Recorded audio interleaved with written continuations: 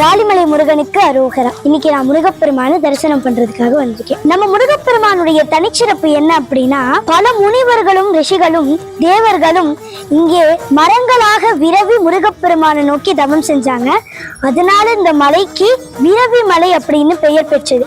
அது மருவி இப்போ விராலிமலை அப்படின்னு நம்ம இந்த மலையை கூப்பிடுறோம். குட்டி தெய்வமே கோவிலுக்கு வந்த மாதிரி அப்படி ஒரு பக்தி. இங்கே நம்மளுக்கு ஆறுமுக சுவாமியாக மயில் மேல வள்ளி தெய்வானையோட நம்மளுக்கு இங்க காட்சியளிக்கிறார்.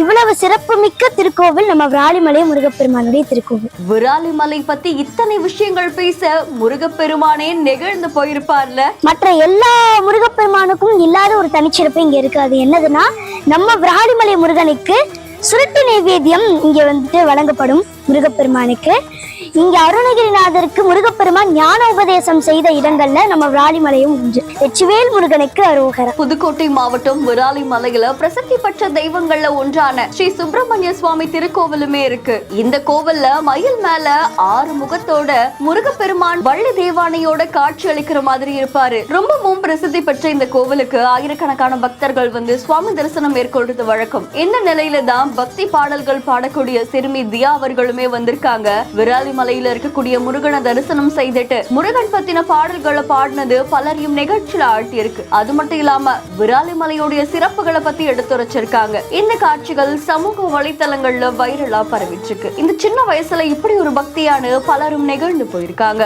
வீடியோ பத்தின உங்களுடைய கருத்துக்களை கமெண்ட்ல சொல்லுங்க. மேலும் செய்திகளை உடனுக்குடன் தெரிந்து கொள்ள பிஹைண்ட் வாட்ஸ் நியூஸ் வாட்ஸ்அப் சேனலுடன் இணைந்திருங்கள்.